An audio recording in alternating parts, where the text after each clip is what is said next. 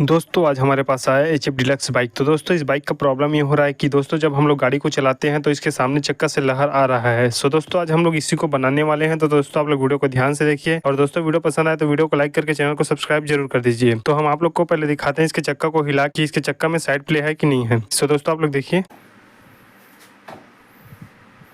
तो दोस्तों आप लोग देख सकते हैं कि इसके चक्का को हिलाने से इसमें बहुत ज़्यादा प्ले लग रहा है और दोस्तों ये प्ले इसका बेरिंग का ही होगा, क्योंकि दोस्तों बेरिंग में प्ले होने से इसका चक्का बहुत लहराता है। तो दोस्तों आज हम लोग इसका बेरिंग को चेंज करेंगे। सो दोस्तों आप लोग वीडियो को ध्यान से देखिए।